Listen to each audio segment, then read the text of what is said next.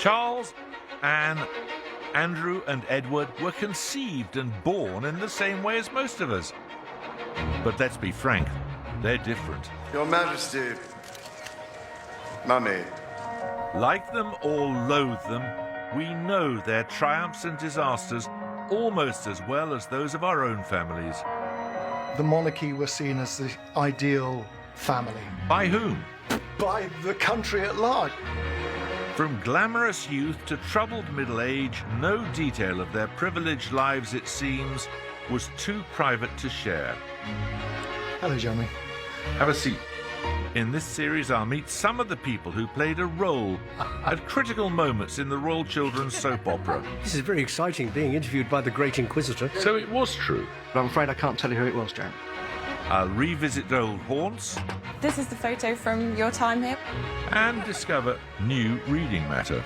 You think it's a picture album for the nation? Yeah, I might steal that phrase. To find out how the royal foursome's relationship with their mother... It has turned out to be an annus horribilis. ...and each other... Charles went apoplectic. ...seemed to threaten the crown itself. That was a real bombshell. And changed the British monarchy.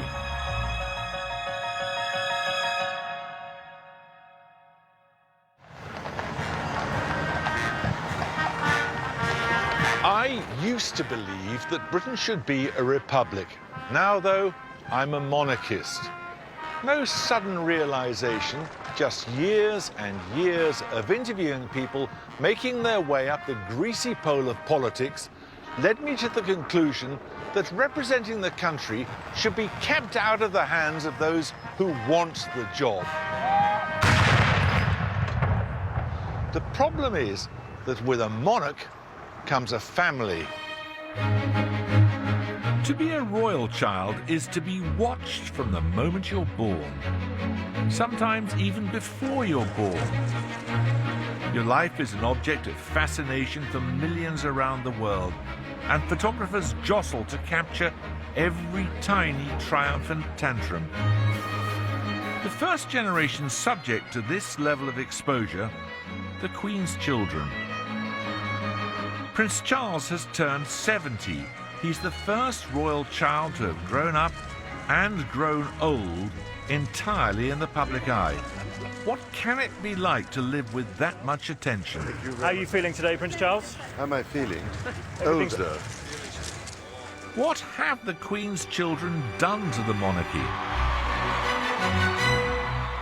The problem that they have is that they've got to walk this very, very narrow tightrope of being a family that ordinary people can identify with, but at the same time being a family which attracts the respect, if not the reverence, of the vast mass of the public. And they're not. They haven't been, have they? No, they haven't. The palace wanted to use the Queen's children to keep the royal family loved by the people. But over the decades, as all of us watched, nothing went to plan.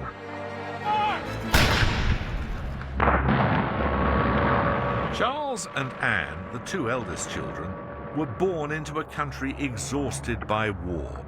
The royal family was riding high, having won the public's affection by sharing its pain.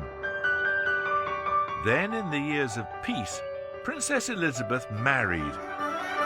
She and her husband, Philip Mountbatten, started a family. At first, they kept their children private. We should like to see more of him, but the insatiable demand of the public has had to bow to the princess's very proper determination that her son shall not be spoilt by publicity. Firstborn Prince Charles was only put on show on special occasions, like the birth of his sister Anne. If you talk to people who knew them at that time, they were very normal parents. In fact, they were quite modern parents for the period, given the class they came from. Giles Brandreth knows Prince Philip and has written an account of the Queen's marriage. They were hands-on parents at that stage. They were getting down, reading the children bedtime stories. They were playing with... There was bath time. There was normal life. Until one death changed everything. When his grandfather died, 200 million viewers worldwide watched Charles watch as his mother was crowned queen. Just 4 years old, he was heir to the throne. Suddenly, the dynamic of the family completely altered. They had been husband and wife and 2 small children. Now it was sovereign and consort, and prince and princess. From now on, the 2 royal children would have to share their mother with her more than 500 million subjects, and they would share their own lives with the public and the ever-present cameras. After the war and the coronation, the royal family have been tremendously popular. The planners in Buckingham Palace decided to keep it that way, and key to their plan were the royal children. The Queen now had 2 jobs, mother and monarch, and duty would have to come first. Just months after the coronation, Charles and Anne didn't see their parents for half a year when the Queen and Philip went off to tour the Commonwealth. The Queen was now distracted by being the Queen. She had to be away. She had state papers to deal with. Prince Philip had to play second fiddle, and the Queen's changed priorities strained her marriage. When you're that public, you just have to live with the impertinent speculations of others, even about your love life. 10 years after they married, I think there was almost a reawakening of the marriage. Maybe there'd been some downs in the 1950s, but then there were ups. And the result of the ups were Prince Andrew and Prince Edward.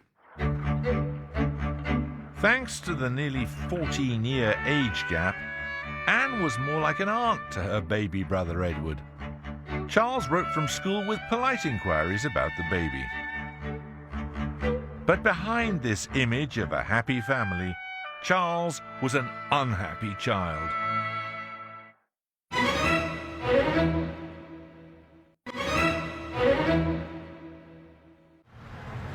We all have to live with the consequences of our childhood and schooling. Prince Charles and his siblings were the first royal children to go to school rather than being taught at home. The idea was to present this family as being just like us, only slightly different. Princess Anne will be treated at the Queen's request exactly the same as any other girl.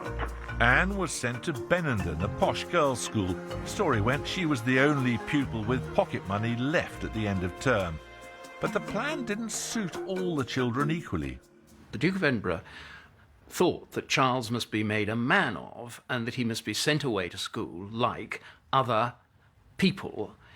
Piers Brendan is a historian of the British royals and a Republican. Gordonstoun, Charles described as colditz in kilts. It was a kind of North Country borstal, really.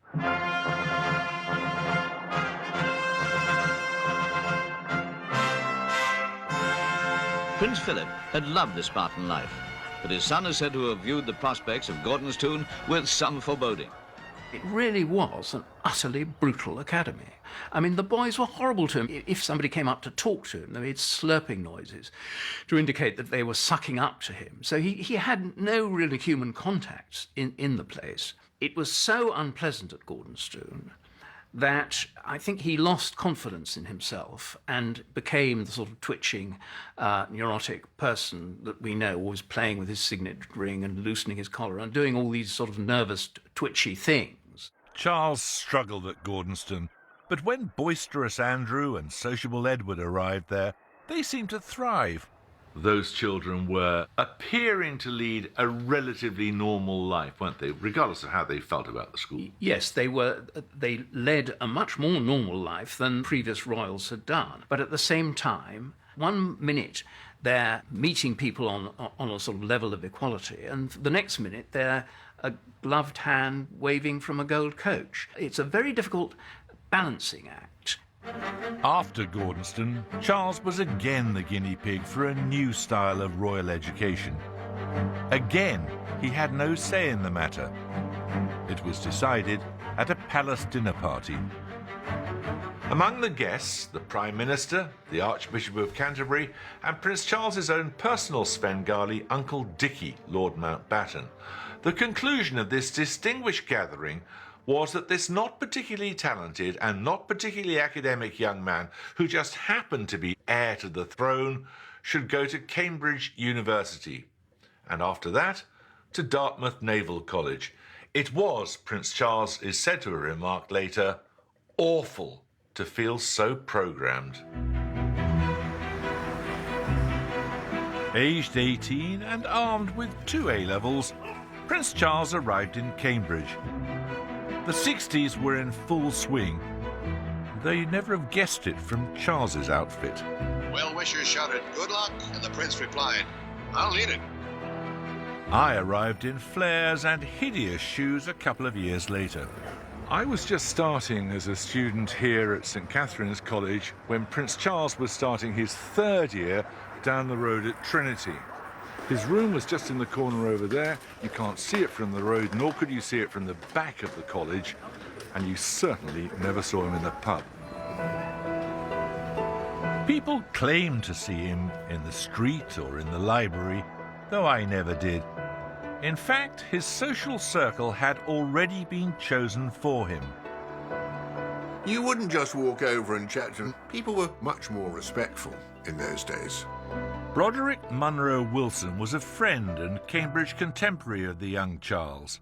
And when one talks about being a friend, Rab Butler, who was master of Trinity at the time, had really decided there were about 24 guys that it was suitable for him to mix with.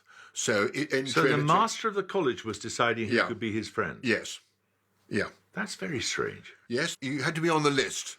You almost sort of had to be on the list to have a chat with him. What did the other undergraduates think of Charles having got there with pretty indifferent A-levels? I don't think anybody cared a monkeys. Nobody would have dared to have. I mean, I think people felt, look, this guy's going to be the King of England. And he certainly worked hard. He went to his lectures and he was beavering around. You know, he wasn't a total party boy. Neither was I, honestly. I edited the university newspaper. This is our news offices. Yeah, we had a much bigger place. Oh, really? Mind you, it wasn't as clean as this. No. This is the photo from your time here, which I'm sure you remember.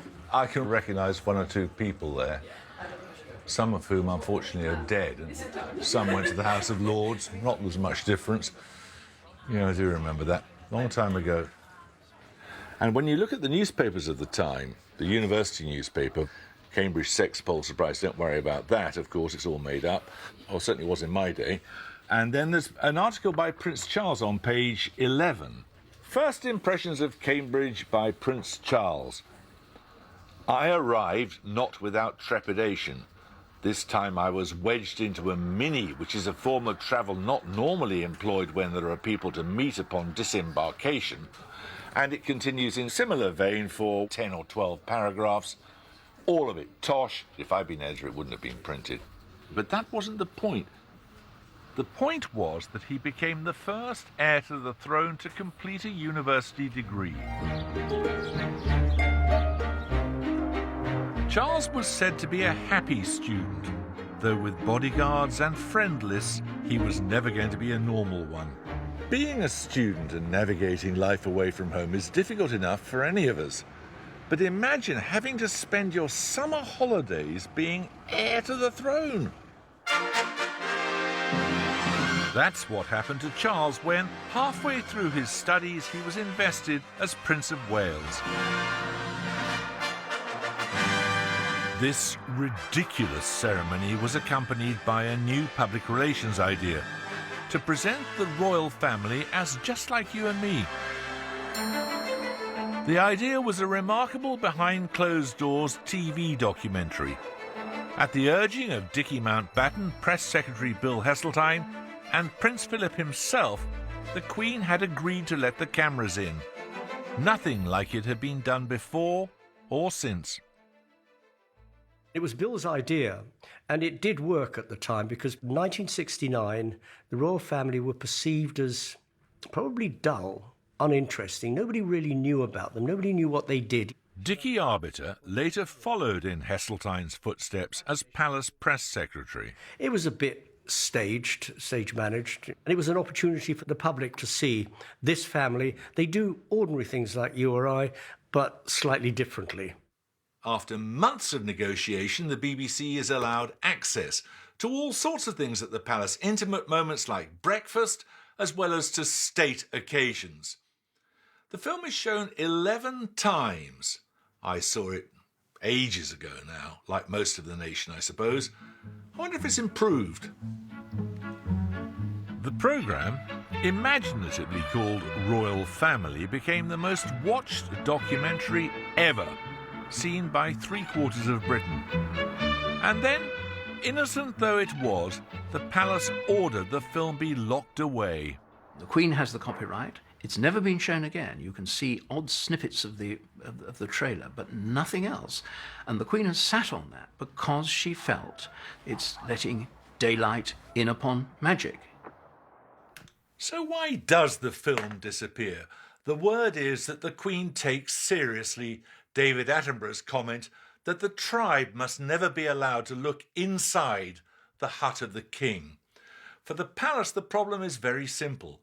Once you've invited the cameras in, how do you keep them out? In hindsight, do you think it was a mistake? It wasn't a mistake in 1969. No, but they'd invaded their own privacy. Well, they had invaded their own privacy and the spotlight was switched on them. But then that had happened in 1953 with the televising of the coronation. The lights were on, the cameras were rolling, and they'd been on and rolling ever since. The very next year, cameras were definitely rolling when Charles and Anne, 21 and 19 years old, were sent to tour America. The White House greeted them more like celebrities than royalty.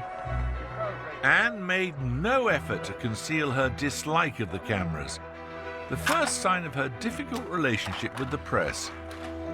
Did you find there was a very big difference in their attitudes towards the press? Yes, definitely. Anne was always aloof, and she thought she was a princess. She didn't have to do anything to please anybody, Charles didn't mind. He was in a good mood. He did funny things, That was Prince Charles, is it? Yeah. Photographer Anwar Hussain took his first picture of Charles and Anne when they were only 5 and 4 years old. He'd started out shooting rock and roll royalty, but he'd a revolutionary new approach for photographing royal children, capturing them in unguarded moments. Well, I wanted to make them look more human and more interesting in a way. After photographing the show business people, I want to bring some rock and roll into their life. I think I did succeed looking at pictures. Oh, that's a really racy photograph. Yeah, I know. Prince Charles topless. Yeah, topless, can you imagine? Did he know you were taking that photograph? In fact, there's another picture which he was talking to me, and we were not that far. It's not a long lens or something like that. He didn't mind at all. Because that's quite an intimate photograph. I know, it's unbelievable. How many times you see a royal bare-chested? While Anwar shot Charles like a rock star, Anne was turned into a Vogue cover girl. This pouting glamour puss wasn't the real Anne. She knew she was public property, but she tried to carve out a life apart from cutting ribbons. Aged 21, she took eventing gold at the European Championships. And she won something more surprising, Sports Personality of the Year. Charles, though, was being forced to keep his eye on a different prize. The Daily Telegraph had done a whole feature, and it had potential brides for the Prince of Wales. Quite large photographs. There was a sort of Norwegian elk hound and somebody rather strange from a German. And I thought, oh, God, I'm sure I could get terribly excited about this. You were reading this with Prince Charles? Yes, we were all reading it together. And I thought, God, poor sod, I'm not sure I'd go for any of these. Caroline of Monaco was about the only one, possibly. And he said to me, Brod, shall I go gay? That is a fact. And we all roared with laughter and moved on. Because he found the prospects being dangled in front of him so unappealing. I think the market was so narrow. But of course she had to be a virgin, so, ding, ding, ding. There wasn't very a few choice. virgins left in England by that stage. I would expect there were probably none, and I think it was a tricky one for him, a very, very tricky one for him. The sexual revolution was in full swing, and the royals were not immune. It was round this time that Charles first met Camilla Shand. One version of the story says that Camilla was looking for distraction because her on-off boyfriend Andrew Parker Bowles had caught the eye of Princess Anne. A royal love square. Best to leave that to the gossip pages.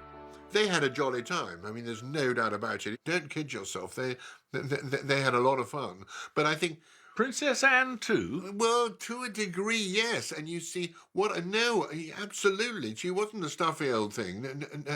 I mean, I wouldn't want anybody to think that they were shrinking violets, either of them.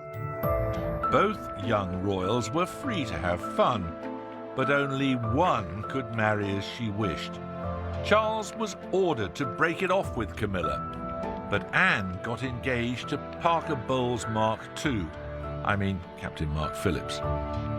Do you think you'll make a good housewife? I mean, can you cook, for example? Yes, I'm not totally useless. I was quite well educated, one way and another. In 1973, 500 million television viewers watched Anne's wedding. Her husband's nickname was said to be Foggy, a bit thick and wet. Anne, though a fairy tale bride, was difficult, just like her dad. It stood her in good stead in an extraordinary event only a few months later.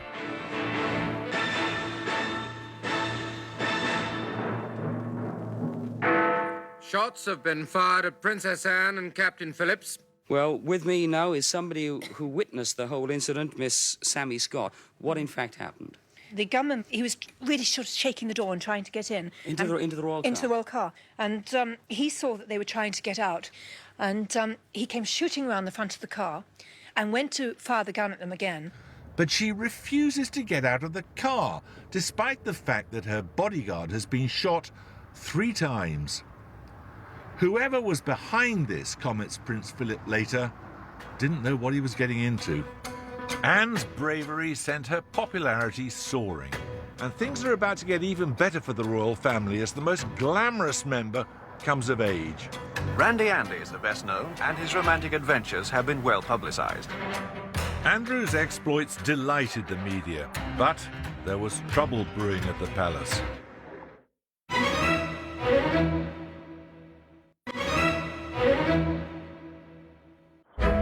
Andrew, the eldest of the second family, had been born when his mother had settled into her role as queen and her marriage was back on track. After Charles and Anne were born, there was a good deal of froideur, I think, between the Queen and the Duke of Edinburgh, and they then came together to have the last 2 children. Andrew was the fruit of that love affair. A scaled-down version of the James Bond car for young Prince Andrew. Rotating number plates to fox the footman. Machine guns behind the side lights to put bullets in the butler. While Charles and Anne had often been left alone during their early years, Andrew was an indulged little boy, and he grew into a handsome young man. If you look at his face and the hairstyle, he's like Robert Redford. You can see him really posing for that picture. This was the Randy Andy period. Yeah, the Randy Andy. All the girls were going mad on it. He enjoyed that.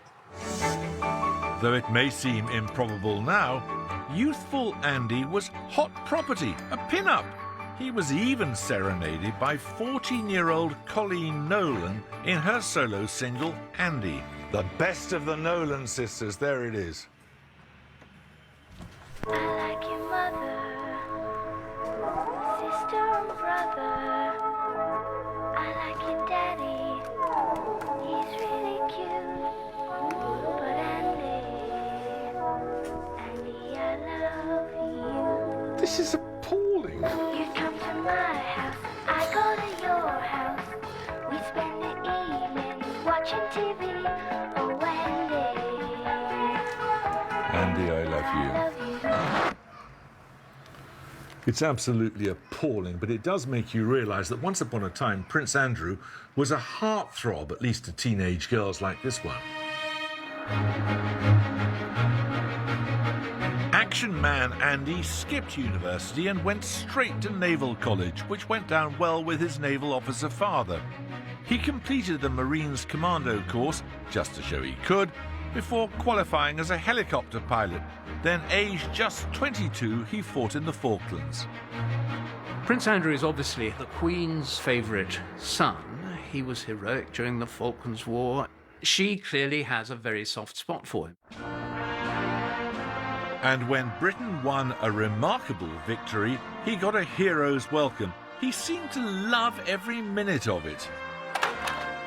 He was really full of himself. He was showing off the Queen and throwing his hat in the air, and he grabbed one of the rose and put his mouth and tried to make a face. So do you think he was clowning about for the camera? He was so excited. He was like a child coming back, and his mum was there. The public was greedy for royal stories, and so the handsome young Prince Andrew seemed a godsend. The press quickly dubbed him Randy Andy, and he had to live up to it. He did that best in his romance with Koo Stark, an American actress whose first film was the movie All I Want Is You, and You, and You. Needless to say, the romance was doomed. Charles and Anne had become public figures whether they liked it or not, but with the whole Randy Andy caricature, things began to spiral out of the palace's control. In 1983, the relationship began going medals up. A newspaper article based on a palace servant's gossip, including details about Koo, was the last straw. The Queen issued her very first injunction. That settled out of court, but it was a sign of trouble to come. The palace had opened up the royal children's lives. Andrew was a great story, so as Edward came of age, the press was watching his every move. He didn't want to be an ordinary person, but he wanted to try and do what he wanted to do within the royal family. Ingrid Seward interviewed Edward in the 1990s for his biography.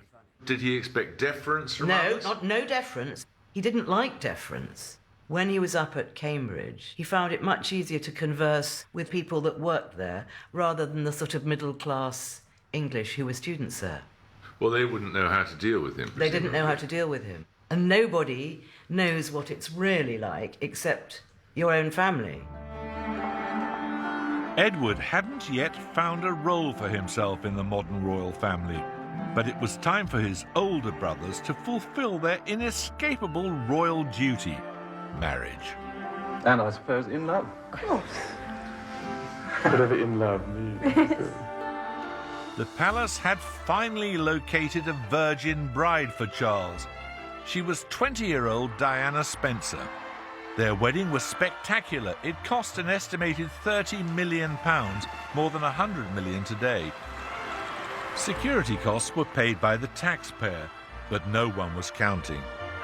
5 years later, Andrew married feisty Fergie. These were weddings the whole world wanted. Everyone loved them. Diana Spencer and Sarah Ferguson were box office, but gosh, they disrupted family dynamics.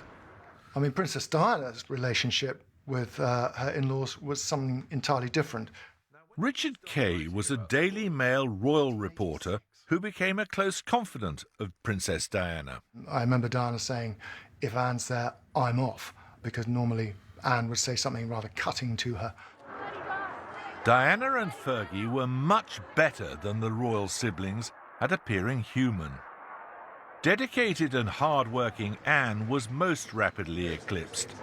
Diana made her look out of touch. It could be said that the AIDS pandemic is a classic own goal scored by the human race on itself. Staff at the hospice say the princess is an inspiration. By touching and talking to patients, she reduces the prejudice, stigma and fear of AIDS. Princess Anne, she had no time for Diana. She didn't like the way she went about her duty and the way she used the cameras and the media to promote herself in her eyes. Anne had a much more traditional approach to monarchy and royal duty. Diana had a much warmer relationship with Prince Andrew, who she had known well since she was a child. They played together as children on the Sandringham estate. When Andrew served in the Falklands, it was Diana who wrote to him with the family news. And equally, Diana was not so close to Prince Edward. Edward knew which of the wives he preferred. He actually used to sometimes have lunch with Fergie, who would drive from the palace and meet him here and take him out to lunch, because they were very close at one time. Why were they close? I think he liked her, and she liked him, and she was young and fun, and she was interested in what he did. Afternoon. Diana and Fergie somehow managed to be themselves and be loved for it. But it seemed to be harder for the royal children. When Charles began to put his opinions out there, he received a very mixed response. The heir to the throne's views on modern architecture took the form of a prime-time TV programme, A Vision of Britain. All around me is what used to be one of the architectural wonders of the world, London. What was rebuilt after the war has succeeded in wrecking London's skyline. The Prince of Wales travelled the breadth of the country, turning his nose up at the sort of places where most of us live and work. It's remembered with some scorn now, but at the time, lots of people loved it. The Sunday Express screamed, "3 cheers for the Prince of Wales," and the Sunday Mirror said, "Fit to be king now." As heir to the throne, Charles couldn't overstep royal protocol too far. His younger brother, though, thought he could get away with making his own choices. After university, Edward followed the time-honoured royal route into the armed forces. He first showed off his new uniform at the unveiling of the statue to Lord Mountbatten. Everything seemed just a little big. He joined the Marines, but had doubts just a few weeks in. He said it was the most difficult decision he'd ever had to make, and it took him a long time to pluck up the courage. Did he tell you what the reaction was in his family when he quit? He didn't tell me that, because that's very personal, but other people in his family told me. The weekend before, Princess Anne, Mark Phillips, Fergie, Andrew spent the weekend with Edward at Buckingham Palace, and they had dinner and they talked about it, and Anne, who's very close to Edward, said, "Come on, Ed, it's only 35 weeks, you've done 10, just finish the course." And Edward said, "Agreed." So the next morning, Anne was driving back to Gatcombe in her Reliance Scimitar or something, and she practically put the car in the ditch when she heard on the news that Edward had decided to quit. Edward's heart was set on something that really broke the royal mould. Showbiz! Prince Edward started his really useful job this morning as a production assistant at the Palace Theatre in the West End of London. The box of tea bags the Prince carried seemed to show that he expects to start the job from the bottom. Being a tea boy was bad enough, but Edward's next step proved disastrous for the royal family's reputation. Edward roped in celebrity names like Tom Jones and Cliff Richard for a special charity edition of the bonkers TV show It's a Knockout. This was royalty playing royalty, and it wasn't a pretty sight. In fact, it was the most revealing royal TV show since the Royal Family documentary nearly 20 years earlier. Punk rocker Toyah Willcox signed up. What were the royals like as team leaders? Edward was very chivalrous and polite and almost army-like. Fergie's team just cheated from minute one all the way through. Andrew, I found breathtakingly shy, and he really almost needed Princess Fergie to just help him be present among all those people. And Anne was magnificent. She never kind of lost her cool, where the rest of us were like baying hounds. But Anne was just rock solid. You thought that doing It's a Royal Knockout was a good idea. So obviously did lots of other celebrities at the time. I didn't think it was a bad idea. No, but, well, it was subsequently absolutely pilloried, wasn't it? I believe for 1 second in time, it turned. There was a tipping point. What was that? Prince Edward didn't want the press milling around. And he went into the press tent and he just said, "No, you're staying in the tents." And the whole atmosphere just flipped. I only hope that you've enjoyed yourselves. Have you? Well, thanks for sounding so bloody enthusiastic. Obviously, Edward was breaking all protocol. He was doing something that had never been done before. Well, it had never been done before for very good reasons. But look at royals now. In the evolution of royalty, I think it was inevitable, and I think this was the beginning. And it was shown around the world, and it was really good fun. So, Toy, let's play a game of It's a Royal Knockout, one of the worst board games ever invented. Roll the dice. It's a Royal Knockout raised more than £1 million for charity, but it cost the Queen's children something priceless: respect. The next round involves blindfolds. Am I putting this on first? Means you go first. I'm a very happy woman. I've got Mr. Paxman in blindfolds. Even the posh parts of the press ridiculed the royal siblings. Knockout ended what the royal family documentary had begun. It stripped away the last scrap of deference for the Queen's children. And things were about to get very much worse. I'm going to channel my inner Fergie. Good. I've won.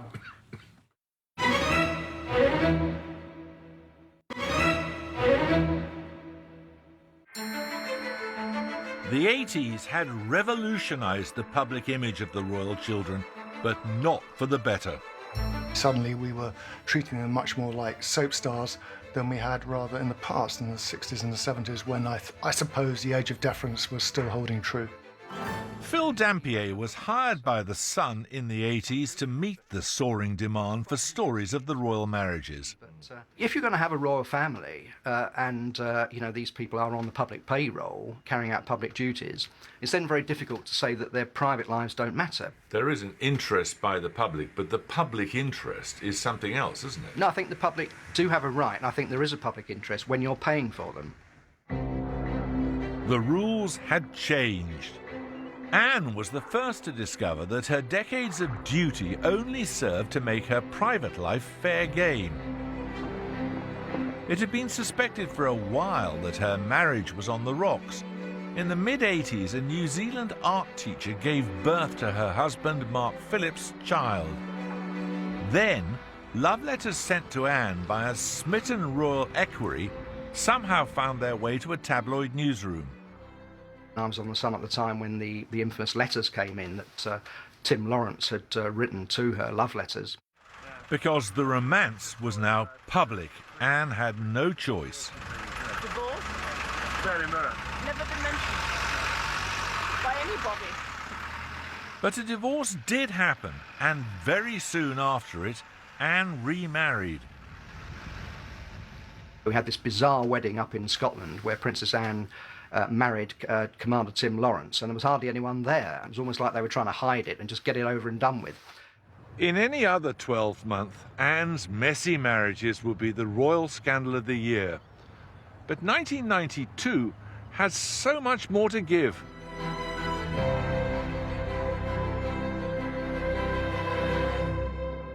We just didn't know the extent of it, so it was quite extraordinary to see how both marriages of Andy and Fergie and Charles and Diana fell apart within years. For how long did the palace keep on denying that that was the state of affairs? Well, looking back, I can honestly say that the palace lied to me, or some of the press officers lied to me on a sort of daily basis for about 5 years. You were working in the palace by the time that Charles and Diana's marriage went bad, weren't you? Yes. Did you really think it was acceptable to mislead the press then? At the time, it wasn't acceptable, but it was... But you did it. Pardon? But you did it. We did it because we had no option but to do it. By now, Palace Press Secretary Dickie Arbiter was firefighting a bonfire of royal reputations. We had 2 marriages going pear-shaped. In fact, 3 marriages, because in 1992 you had the Princess Royal getting divorced. You had Fergie having her toes sucked in the south of France while sunbathing topless by her financial advisor. At that time, the royals were a good story for the press, but Charles and Diana were the story. Charles and Diana were going out to represent the UK. They probably didn't want to be in each other's company and certainly didn't want to be in South Korea. And that was very apparent when the door opened. I said to the policeman next to me, we've lost this one, and we did lose it, because that's all the media interest was in them, in their body language. Famous picture, laying a wreath at the War Memorial in South Korea. The body language was there for everybody to see.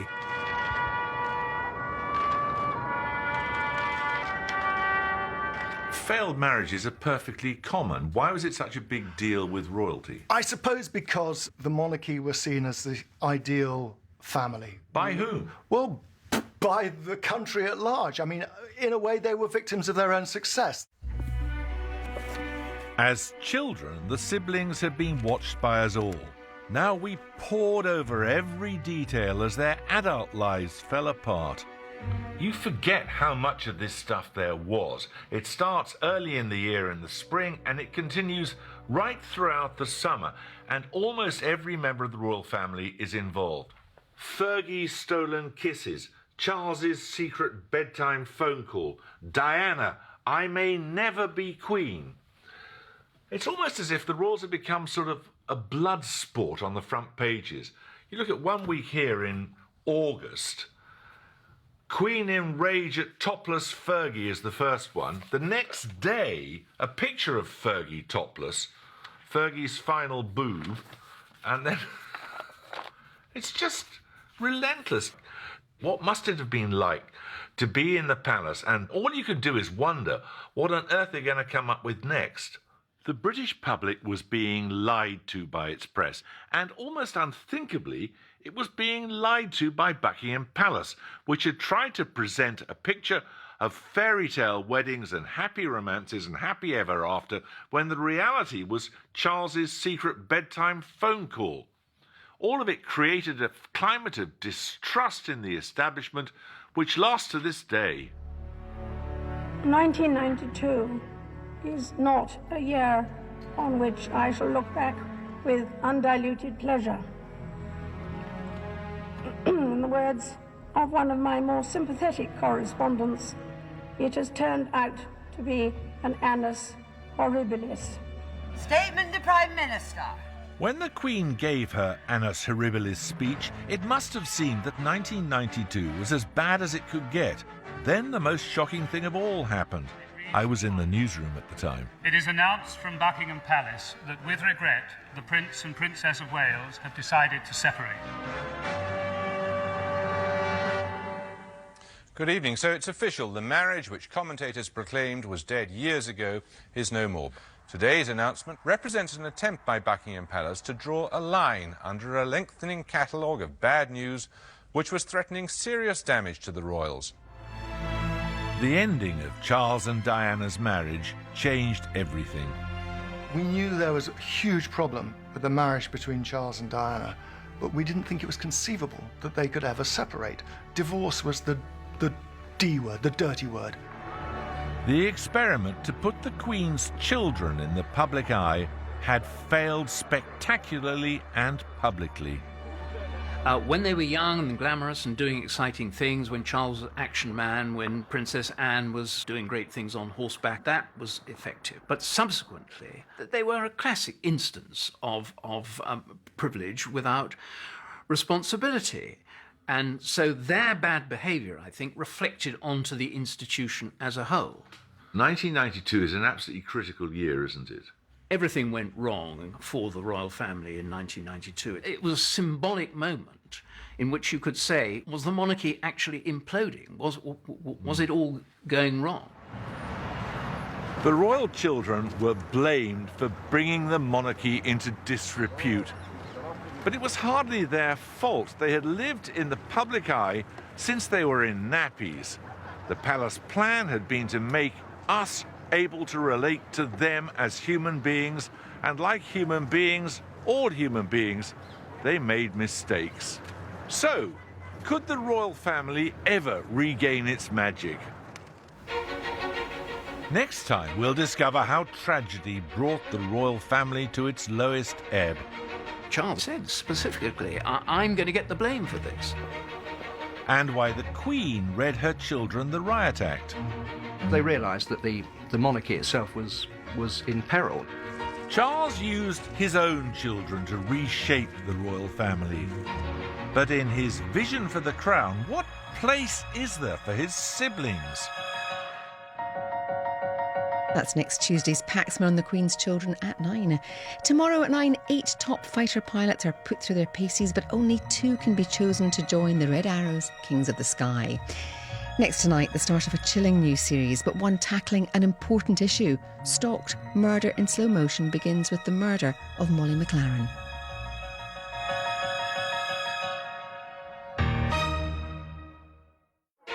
Charles, Anne, Andrew and Edward were conceived and born in the same way as most of us.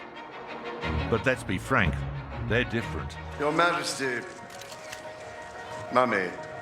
Like them or loathe them, we know their triumphs and disasters almost as well as those of our own families. The monarchy was seen as the ideal family. By whom? By the country at large. From glamorous youth to troubled middle age, no detail of their privileged lives, it seems, was too private to share. Hello, Jeremy. Have a seat. In this series, I'll meet some of the people who played a role at critical moments in the Royal Children's soap opera. This is very exciting, being interviewed by the Great Inquisitor. So it was true. But I'm afraid I can't tell you who it was, Jeremy. I'll revisit old haunts. This is the photo from your time here. And discover new reading matter. Do you think it's a picture album for the nation? Yeah, I might steal that phrase. To find out how the royal foursome's relationship with their mother... It has turned out to be an annus horribilis. ...and each other... Charles went apoplectic. ...seemed to threaten the crown itself. That was a real bombshell.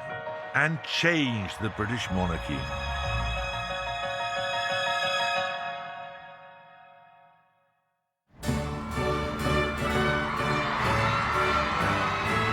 Haven't even changed the flag since the last royal wedding. We're gathered here today to celebrate the marriage of Prince Andrew's daughter, Her Royal Highness Princess Eugenie, to a liquor salesman called Jack Brooksbank. It's a typically British affair of no particular importance, except to the people involved, of course, and their fans. That's very funny. Can you even see out of those glasses? Yes, you can try it if you want. Very good. Yeah. Well, I'm very honoured. Thank you very much indeed. Thank you. You'd think the royal family might have had their fill of weddings for a while, but not a bit of it. This is the second royal wedding in Windsor this year. It's been 26 years since the Queen made that infamous speech in which she described 1992 as her annus horribilis. By then, the royal children had not only brought their mother to the end of her tether, but the House of Windsor itself to one of its lowest ebbs. Charles, Andrew, and Anne's marriages had all ended in spectacular scandal. The scheme had been to embody the monarchy within a royal family which was just like us, except that mother was a reigning monarch. And when it turned out that being like us involved all of our faults and misdemeanors, well, the public backlash was very real.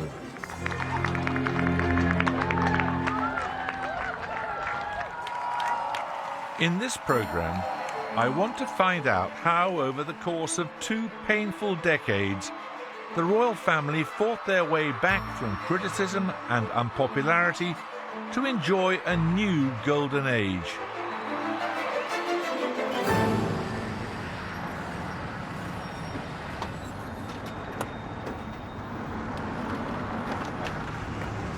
Nothing better demonstrates the tarnishing of the image of monarchy by the Queen's children than the almighty row which blew up at the end of the annus horribilis.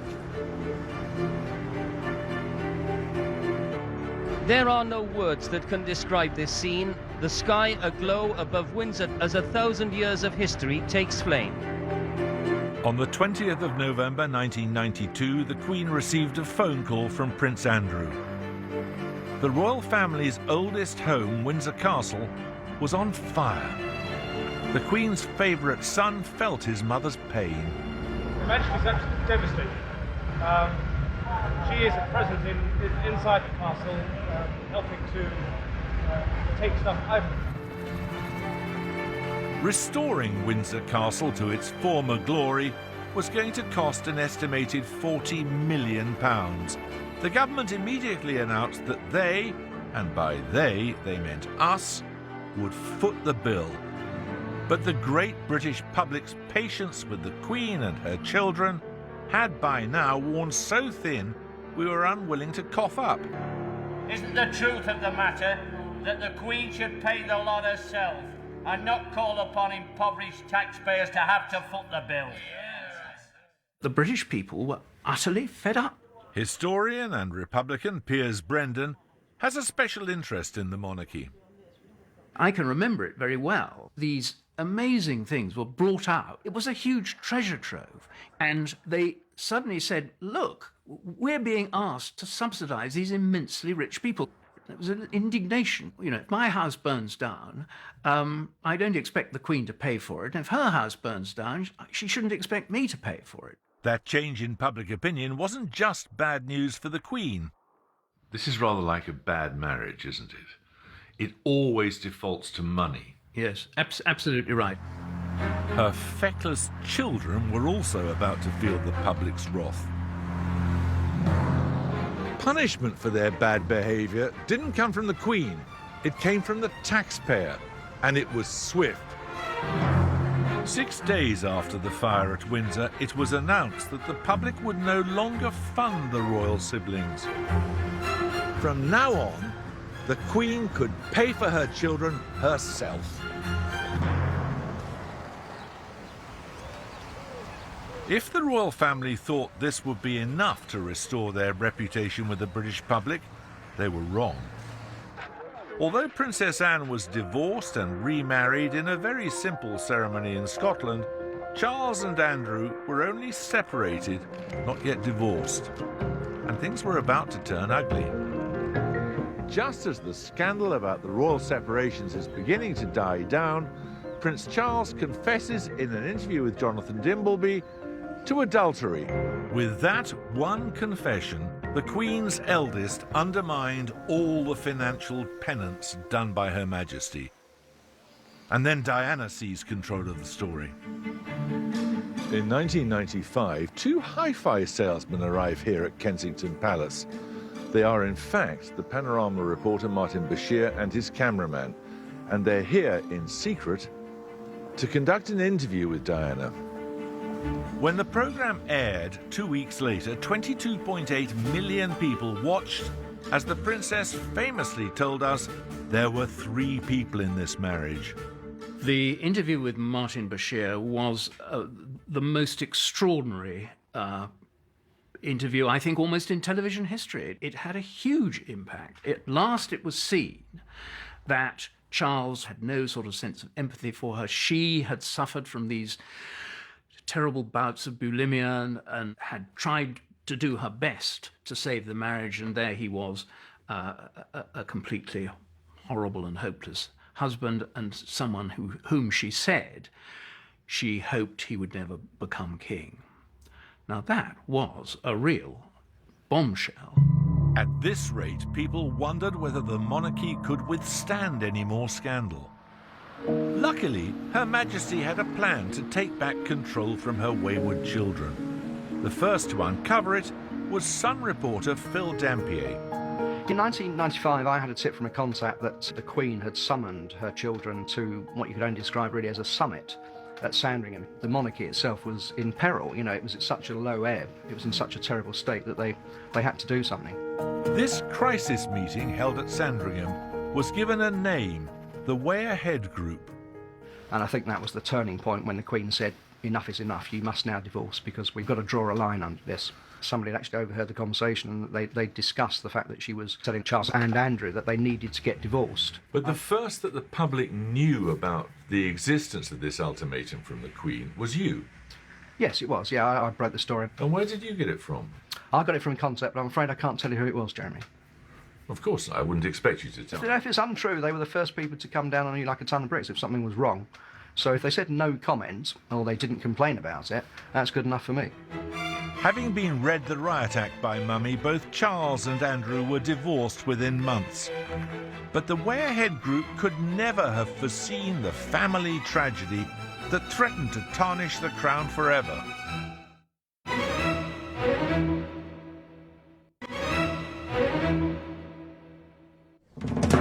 By the mid-1990s, Prince Charles was as sought after as a prawn cracker in a dirty ashtray.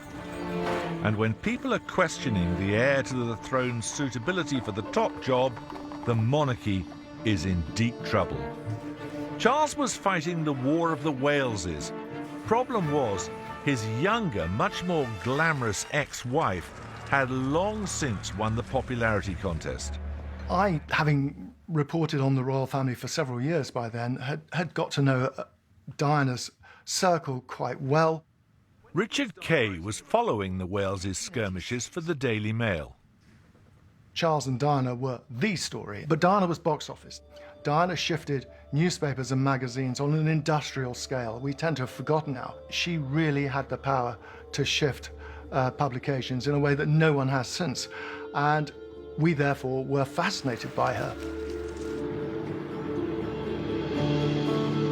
Diana knew her power over the press. Anyone could be won over. About a year before she died, Princess Diana's secretary rang me up and invited me to lunch. I've no idea why the invitation was issued. I guess she just knew that anyone she invited would be more or less certain to come. She was stunningly glamorous, as you can imagine.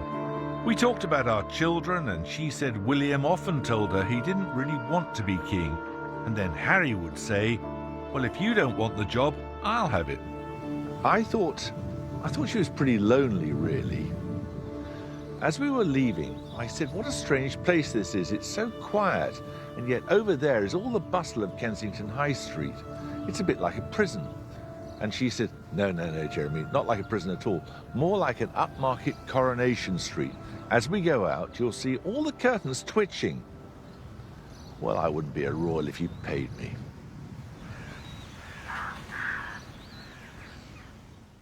This morning, shocking news that Diana, the Princess of Wales, has died.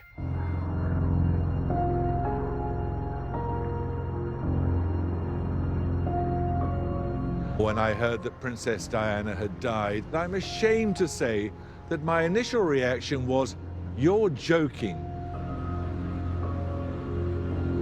Like all news broadcasters, I'd had to practice what we would do in the event of the Queen Mother dying, which we all took to be a rehearsal for the Queen's death. But Diana? Unimaginable.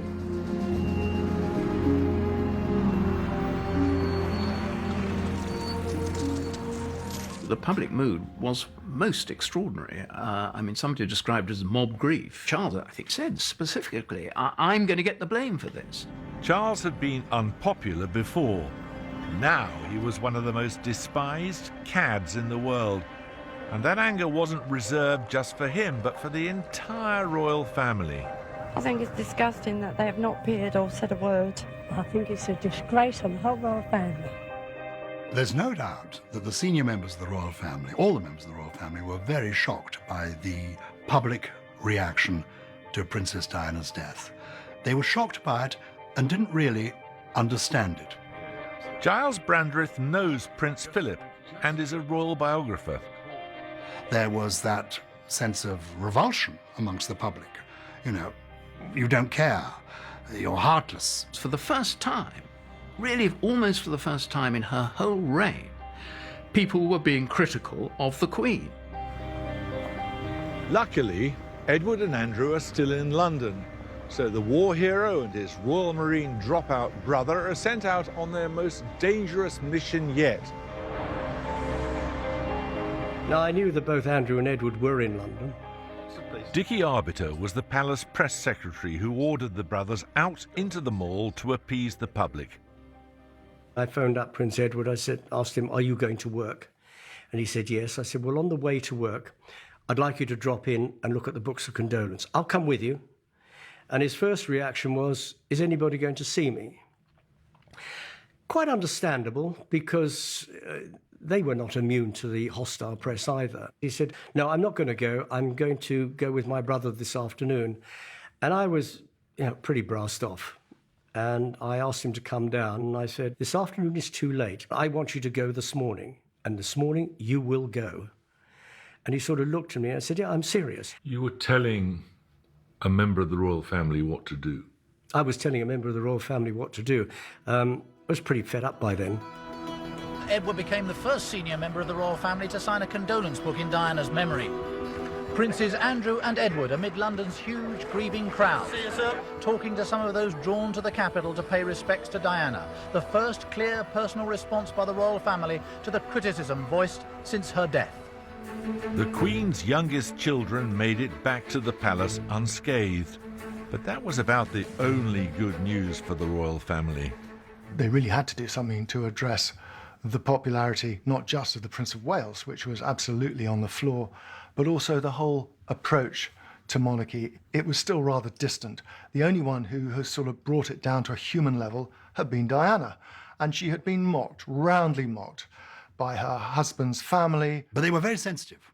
They knew somehow they'd got it wrong. And the Queen is aware when she gets it wrong. Charles had to act fast. If he didn't, there was speculation there might not even be a crown for him to inherit. Diana's death seemed to have changed everything, including the press. The media was very chastened by Princess Diana's death. We had been blamed for publishing the paparazzi pictures, therefore encouraging the paparazzi to pursue Diana, and a lot of people thought the press had a hand in her death. So the press were willing to be used, and I recall within only a few weeks of Diana's death, Charles went off on a trip to South Africa, a normal standard royal tour. The heir to the throne continued his royal duties, but with one difference. Charles took Prince Harry with him. People had got that image of Harry at his mother's funeral, that terrified young boy. And now we were being told, well, all's right in this world. Charles is being a good father and he's making time for them. And Charles, what's more, who had not engaged with the press for years at this stage, joshed a little with us. The royal party toasted their arrival at a Zulu village school with a couple of cautious sips from a huge bowl of beer. Both father and son are now honorary Zulus. It was a masterstroke, really. With the success of this tour, it seemed Charles realized the impact his sons could have on the public. They now became central to his plan to rebuild his popularity and the monarchies with a new idea of what the royal family might be. His vision is for a slimmed-down version of the royal family, concentrating on a handful of figures. He wants the monarchy in the future to be concentrated on him and his sons.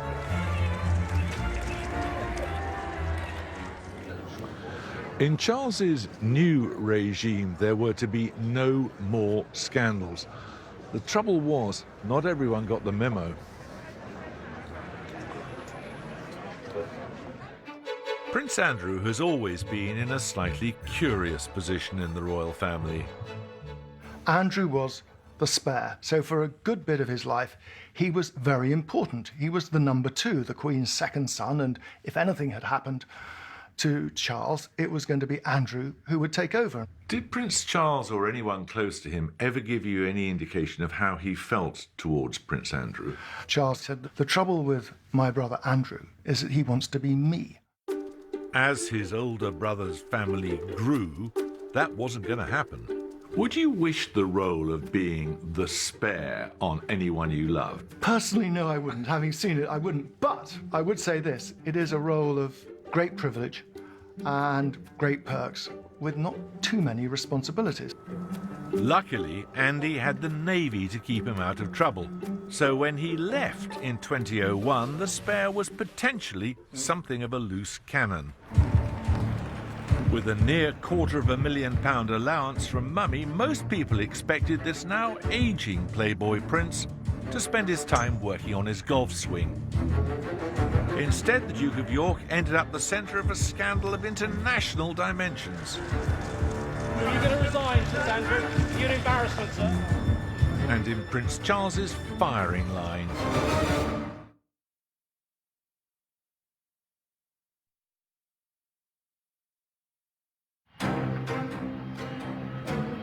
In the wake of Princess Diana's death, the Queen's eldest son had got his work cut out to rehabilitate the monarchy's image, and the Queen's other children weren't his only problem. People had fallen in love with Diana, and Prince Charles had betrayed his wife, and they didn't like it. And they blamed Camilla, and she was seen as the villain of the piece, almost a pantomime, wicked lady. But I think Prince Charles thought, I am going to be the king one day in the fullness of time, and I do want Camilla at my side. We must find a way to make this work. She was non-negotiable. But just when Charles thought he might have been making headway on Camilla's rehabilitation, the ghost of Diana came back to haunt him. In 2002, Diana's former butler, Paul Burrell, faced prosecution for stealing hundreds of personal items belonging to the princess. It was feared that were Burrell to be cross-examined, he might spill lurid details of the royal family's private life.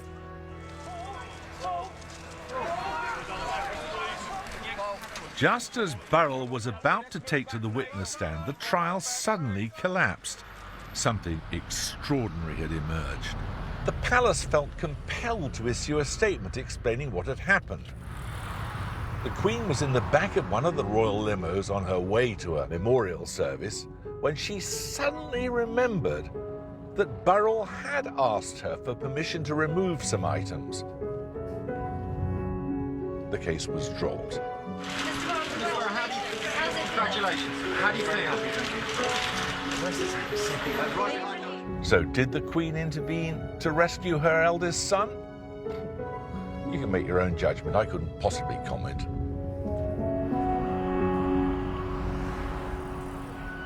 While the Queen's action might have saved some embarrassment for Charles, Princess Anne needed no such help. As you know, when Cherie Blair first met her and said, oh, call me Cherie, and she said, no, I think it'd be better if I called you Mrs. Blair. She, Anne sort of kind of gets on with it. She's a no-nonsense lady, a bit like her dad, chip off the old block. In fact, Princess Anne is the hardest working member of the entire royal family. In 2017, she chalked up an astounding 455 official appearances here in the UK and another 85 overseas. That's more than Wills, Kate and Harry combined. Anne is grand, but she's managed to give the impression of doing things on her own terms. I know that the Queen wanted her children to have titles. The Queen wanted to invest Mark Phillips, her first husband, with a title when they married, and that was back in 1973. But she was absolutely clear, no, my children are just going to be plain Mr. and Miss. The Queen didn't give up trying to reward hard-working Anne. When Charles first married, his wife outranked her. Princess Anne had to curtsy to Diana. In 1987, the Queen bestowed one of the rarest titles of all on her only daughter, the Princess Royal. As Prince Charles begins to emerge as the #1 royal child, the Queen seeks to give special status to her daughter. She makes Princess Anne the Lord High Commissioner of the Church of Scotland. The Princess Royal. Do you want the crown? Now, I rather doubt that Princess Anne, who's a straightforward, no-nonsense, dog-loving countrywoman, I rather doubt she felt she needed the Queen's protection. Go on. In fact, this model royal would end up being prosecuted in her name. In April 2002, while Princess Anne was out walking her English bull terrier Dottie in Great Windsor Park, the dog bit 2 young boys. She was charged under the Dangerous Dogs Act, and the case of Regina versus Lawrence was heard here at Slough Magistrates Court. She insists that her bull terrier Dottie is a good-natured sort of beast, despite the fact it's bitten 2 children. But she's convicted, And in so doing, the exemplary Princess Anne becomes the first modern royal to acquire a criminal record. Like the rest of us, Prince Charles seemed slightly intimidated by his sister. But he had no such problems with his brothers, especially the youngest. Charles is 16 years older than Edward. They weren't close. Ingrid Stewart is Prince Edward's biographer. He probably only saw him in the summer at Balmoral. And on one of those occasions, Prince Edward went upstairs and he found some of the Duke of Windsor's old kilts, which of course were in all the tartans that the Prince of Wales is entitled to wear. And he thought, ooh, those look rather fun. So he put one on, and it fitted. So he went down to dinner, and it was the tartan of the Duke of Rothesay. And as he walked into the dining room, Charles went apoplectic. He said, "What are you doing wearing that kilt? I am the only person entitled to wear that kilt. It is a kilt for the Prince of Wales. Go upstairs and take it off." And Edward, being such a calm person, he just said, "OK," went upstairs and took it off, never mentioned it again. How extraordinary that Prince of Wales would recognise his own tartan. Oh, good heavens, of course he would. Would he? Yes. Do you think he recognised All of them? Yes. Really? Yes. And the Rothesay tartan is particularly nice. That's probably why Edward chose it. Yes. Neither the heir nor the spare. No one's paid too much attention to Edward. At Buckingham Palace, he was lonely.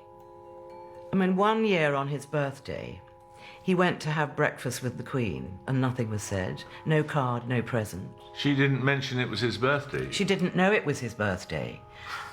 It's an absolutely true story, so make of it what you will.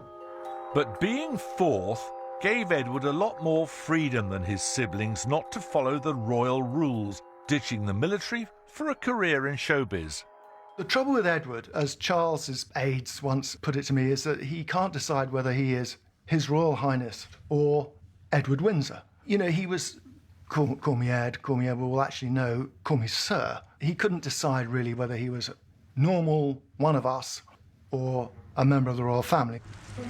In 1993, Prince Edward launched his own television production company, Ardent. What sort of programme ideas have you got, sir? Well, I'm not going to tell you that, am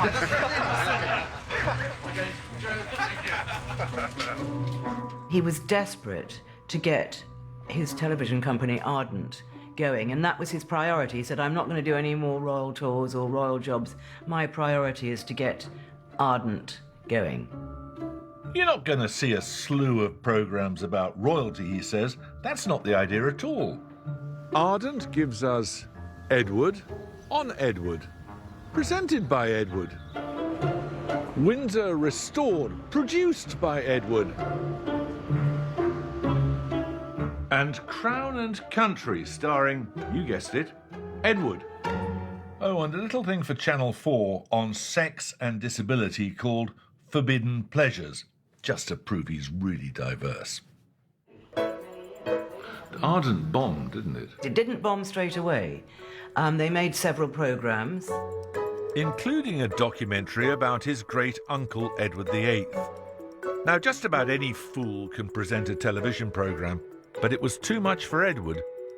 He even got wrong how old George VI was when he died, and that's his own grandfather. Yet, he continued to remain optimistic, especially about his prospects for a job. When he made the programmes he made, people criticised and said, "Well, of course you made Edward on Edward. Of course you made a film about the royal palaces because you've got access." Even his own brother Charles reportedly had his doubts about Edward's job. The confetti is flying as the people of Windsor see Edward and Sophie. In 1999, Edward married Sophie Rhys-Jones from the vapid world of PR. His brothers Charles and Andrew acted as best men. And you can see in the second landau, Prince Charles, Prince Andrew. That was unexpected. Despite his mother making him and his new bride the Earl and Countess of Wessex on the morning of their wedding, Call Me Ed was determined they would keep working. The Wessexes have been trying, they really have.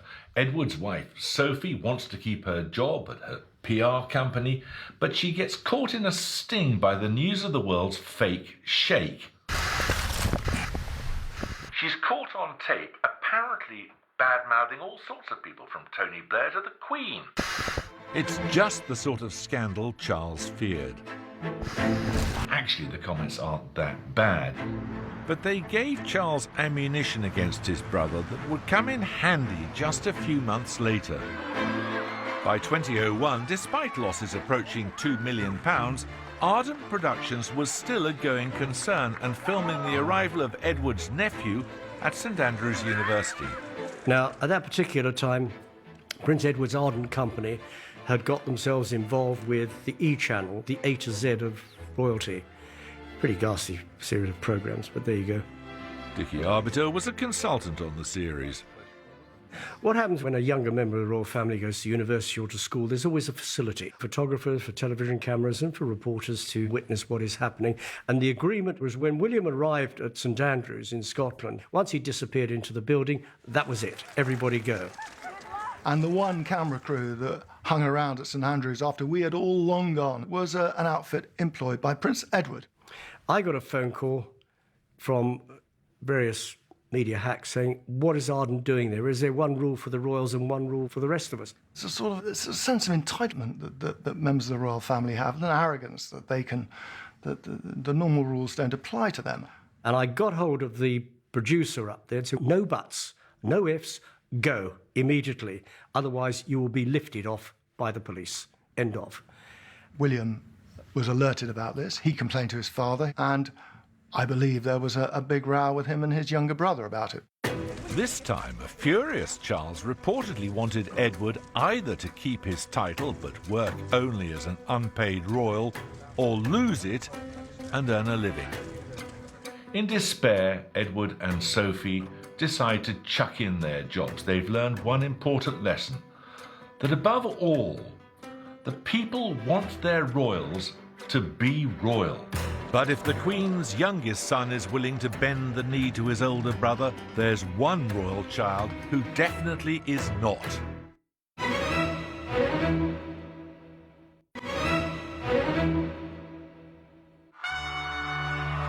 By the start of the new millennium, it seemed the country was once more warming to the monarchy, even to the Queen's eldest child. In 2005, Charles achieved something that only a few years earlier would have been unimaginable. He married Camilla. Time solves everything. Time heals everything. In retrospect, it turns out that actually people seemed suddenly to wake up to the fact that this was a family, and that modern families do have breakdowns. They do have divorce, they do have separation, and things can go wrong. And people accepted it, because that's the way it is for you, and that's the way it is for a lot of us. The Queen didn't seem exactly overjoyed at her son's second marriage. She stood for just 52 seconds for photos. Now married to the woman he loved, there was only really one outstanding issue for Charles in his plan to save the monarchy: his brother Andrew. How are you? Nice to see you. Are you well? Since leaving the Navy back in 2001, the Duke of York had been representing Britain overseas as an envoy for UK trade and investment. So the whole handsome Randy Andy thing is now thrust aside, and in its place comes Air Miles Andy. One article even describes him as the most expensive, least cost-effective, most pointless member of the royal family, and that's with some competition. This is the official audit of royal travel for a single year, 2008 to 2009. So here he is in May, representing us at Sharm el-Sheikh. A cost to the taxpayer of £55,269. In September, £24,533 to Hanoi and Singapore. And in October, £113,204 to Tajikistan, Kyrgyzstan and Turkmenistan. Total £419,322. Has anyone ever worked harder? I like him. I find him intelligent and interesting, and he cares about business and tries to do a good job. And there's no point in me telling you this, because that's not the image he's got, so let's forget it. By 2011, Chris Bryant MP definitely didn't feel the same way. Isn't it time we dispensed with the services of the Duke of York? Well, I was Foreign Office Minister, covering quite a large chunk of the world, including the Stan, so Kazakhstan, amongst others, and he was a semi-official trade envoy. Extraordinary trade envoy, I think is the title he was given. Did you find him at all useful? I found him counterproductive, if I'm honest. Quite often I would get reports back from our ambassadors saying he'd just been boorish, arrogant, rude, and he insisted on a phenomenal budget. What would happen is he would turn up and insist on not just a nice room in a hotel, perfectly legitimate, but a vast suite, or indeed a whole building for himself at phenomenal cost. And if you wanted to just put in the what is Britain getting out of it for that return, you'd have to say it was negligible. Over the course of a decade, Andrew made some very curious dealings. There were private meetings with the murderous dictator Muammar Gaddafi, the sale of his house for £3 million over the asking price to a Kazakh oligarch, and allegations of a necklace given to Princess Beatrice by a convicted Libyan gun smuggler. Prince Andrew had a relationship with a convicted gun runner from Libya, which I thought was wholly inappropriate for a UK TI special envoy. Amazingly, despite all this, Andy kept hold of his role. Officials insist he has no intention of reducing his royal duties. Palace officials have always insisted Andrew's done nothing wrong and has earned millions of pounds for Britain. You denounced Prince Andrew in the House of Commons. Did it take a lot of guts to do that? We have a strange rule that you're not allowed to refer to members of the royal family in the House of Commons unless it's to praise them. I just about got away with it. But there was worse to come. Just weeks later, it was revealed the Duke of York was still in contact with the American billionaire Jeffrey Epstein, despite him being a convicted sex offender. These revelations couldn't have come at a worse time for Charles, mere weeks away from William and Kate's wedding. The Queen did reportedly talk to her treasured son about his behaviour, and Andrew did resign, but it doesn't seem to have been much of a telling off. Whenever there is a really bad story about Air Miles Andy in the press, the Queen ferrets about in her bottom drawer and finds another gong to give him. The day after the Epstein revelations, Her Majesty invested her second son as a Knight Grand Cross of the Royal Victorian Order. I think one can only attribute this to the fact that he is her cuddly baby. It looks as though the Queen will always guarantee Andrew a place within the firm. But what'll happen when she's no longer around? As the Sunday Times royal correspondent, Roya Nicker has seen Charles's vision of the future. I think the Diamond Jubilee celebrations were really interesting. What was particularly notable was at the climax, where you had the Queen appearing on the royal balcony at Buckingham Palace, that very famous balcony, with the Prince of Wales, Duchess of Cornwall, William, Kate and Harry, 6 members of the royal family. That was a very pared down, stripped back version of balcony appearances. If you look back to the Golden Jubilee, 2002, there were 12. And I think that sent a very clear message of the future of the monarchy, and I think that was the Queen and probably the Prince of Wales sending a very strong message of this is the core. These people are who are going to be at the heart of what the monarchy means going forwards. The monarchy survives by not being in the headlines. But for all that, this glossier version of us will always be the subject of fascination. Hello follows their every move, selling nearly 250,000 copies a week. Despite all the embarrassments over the years, it's a magazine that virtually guarantees the royals a good news story. What's going on in this photograph here where Prince Edward appears to be wearing some sort of bedsheet? Rosie Nixon is editor-in-chief. And what's happened in this is an earlier one where she's first outed as going out with Prince Edward, isn't she? Yeah. So that's and then this later 94, one, yeah, she and starts looking like 97. Princess Diana. Does the Queen read her, though? We believe that we are read in all royal households. We are always there in historic moments. So weddings are the ultimate. Babies, christenings, significant birthdays. You think it's a sort of picture album for the nation? Yeah, I might steal that phrase. No, you go ahead. Yeah, it is a picture album for the nation. Yeah, documenting historic moments in a beautiful way. We're fascinated by their lives.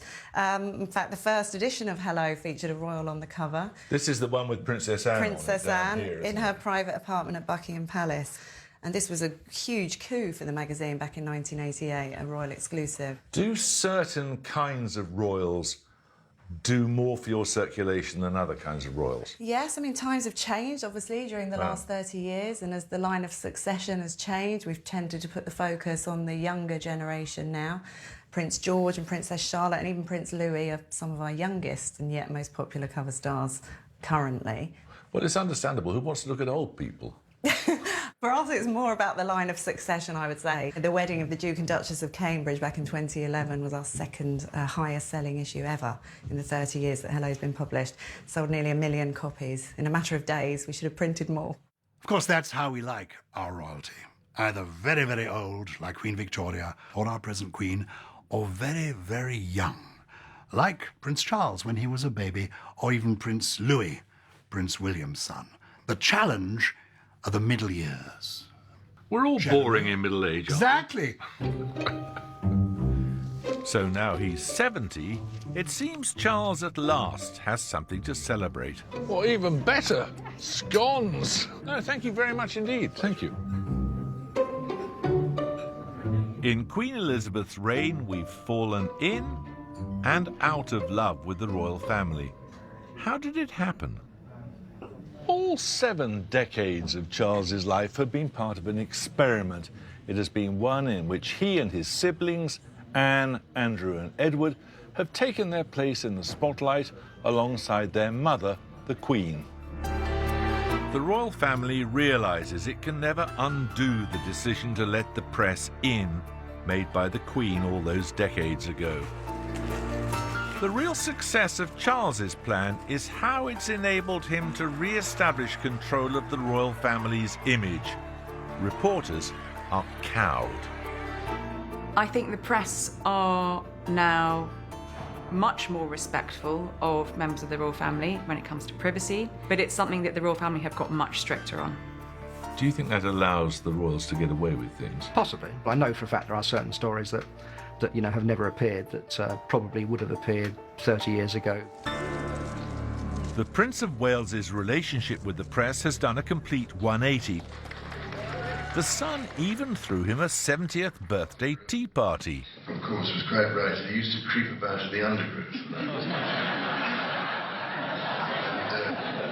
It's amazing how life changes as you go along. The future of the royal family will be all about Charles and his immediate heirs. For his siblings, the gravy train is heading for a siding. Do you think Prince Andrew sort of resents being marginalised? He may have not been thrilled to have had to give up things like being UK trade ambassador. I suspect he wasn't thrilled at not being on the balcony in 2012. But at the same time, I think he still sees himself as a full-time working royal who's supporting the monarch. I mean, Prince Andrew's daughters, they're the only blood royal princesses of their generation. They're HRHs. In the ordinary course of events, they would by now have had key roles within the firm, but they have not been given those roles, largely, I believe, because Prince Charles has been against it. I'm not sure you'd want to be Prince Edward now, would you? I don't know. I mean, maybe he's... Sell your shares in him, eh? I think he's quite content. Actually, he's happy enough, I think. Prince Edward, when the Duke of Edinburgh dies, we know will be recreated Duke of Edinburgh. Well, if you're the Queen, you can't get closer to someone than saying to your youngest son, you will be what Daddy has been these last 70 years. Princess Anne, I think, will always have a role because she's the only woman. She's been head of the Save the Children Fund, a very important charity for many years, and I think we appreciate that. He's respected. The monarchy would do well if they just settled on respect without having to have love and adoration. One great unknown remains. What will Charles be like as king? And after that, his son. New tomorrow night at 9, the team face one of the highest profile appearances in their history, a royal flypast over London for the Red Arrows in the big finish. Next tonight, Holly Gazzard was stalked for months by her ex-boyfriend, and then it escalated. Murder in Slow Motion tells her heartbreaking story.